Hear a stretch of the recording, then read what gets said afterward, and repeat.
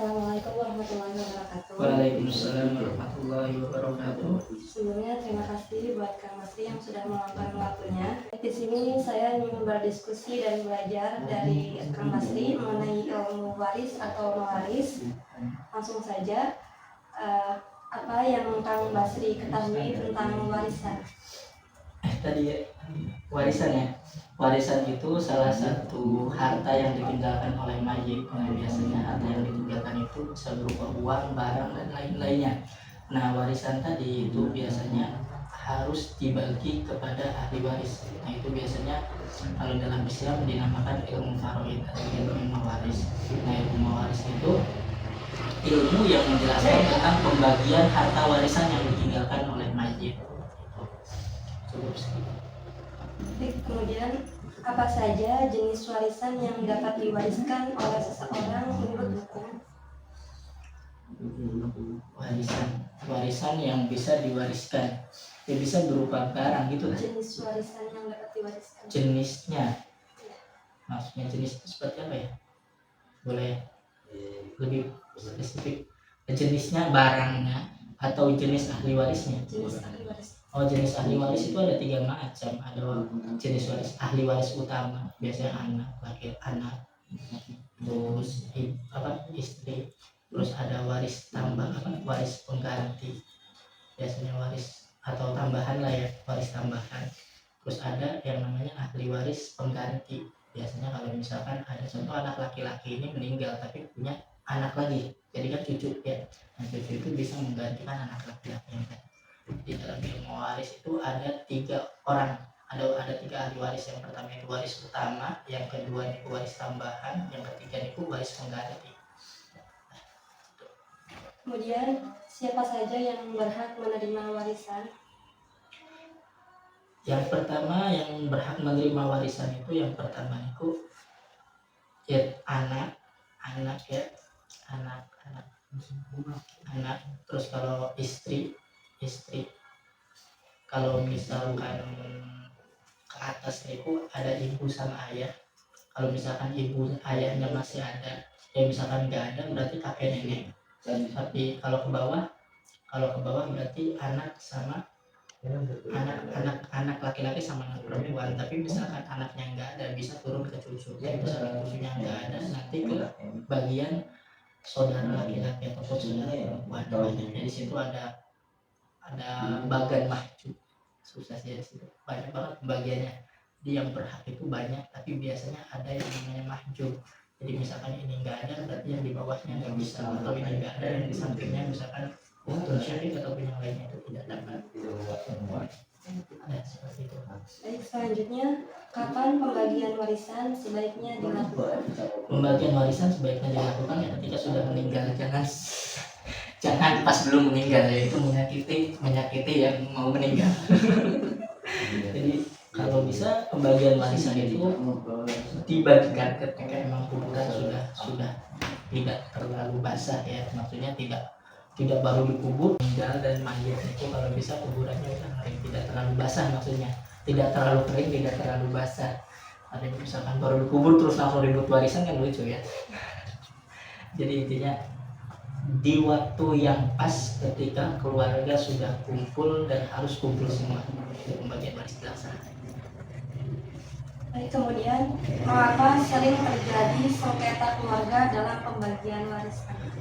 Terjadi sengketa keluarga dalam pembagian warisan mungkin terjadi gara-gara banyak faktor ya. Yang pertama itu karena pembagian waris secara garis besar, terutama di kalangan kita ya dikatakan bahwasanya pembagian waris itu tidak adil karena pembagiannya itu tidak jelas.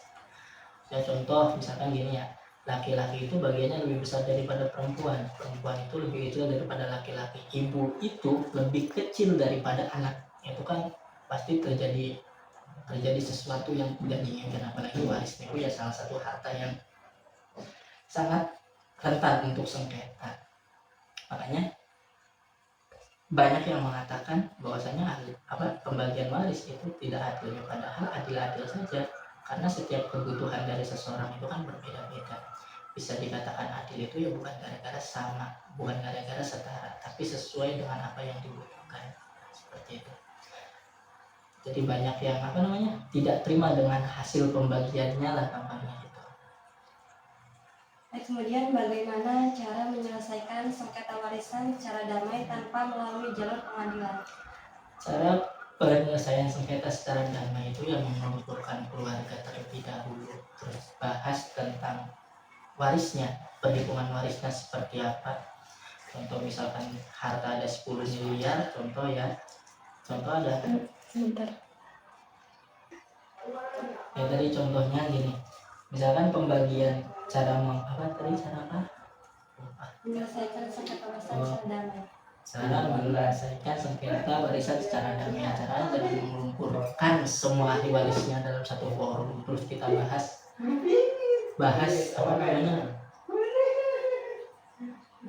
warisannya dapat darah semua dengan ilmu waris ya.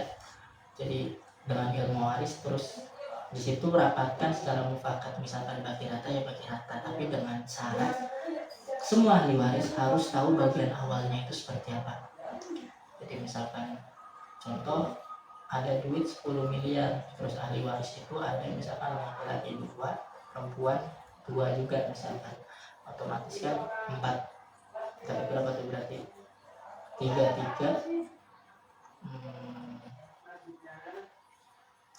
intinya laki-laki kan lebih besar daripada perempuan. Contohnya misalkan tadi 10 miliar, ada laki-lakinya 2, perempuannya 2, otomatis kan mislu hadil unsayainya, yang perempuan itu dapat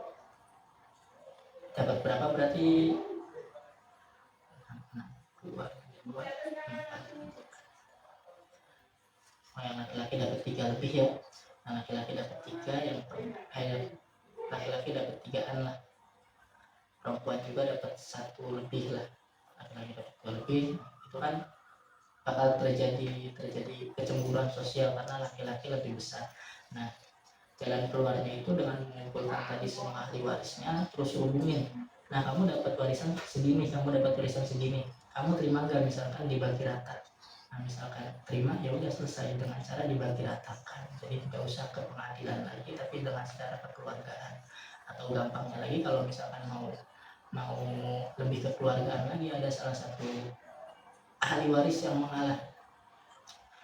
Contoh misalkan dapatnya lebih besar, dia hibahkan bagian dia untuk yang dapatnya lebih kecil, seperti itu. Kemudian gimana berikan satu contoh kasus tentang pembagian waris yang pernah Kang Basri tangani atau temui. Pembagian waris yang saya tangani dan saya itu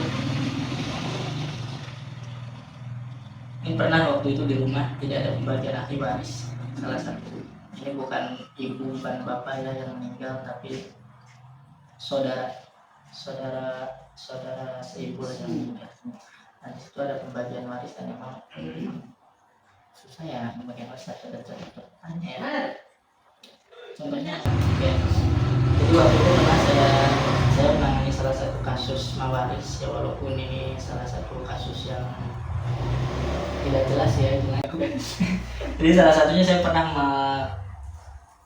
mengikuti bukan saya menangani secara langsung ya, tapi saya mengikut paman saya waktu itu pembagian waris. Ada salah satu tetangga yang meninggal.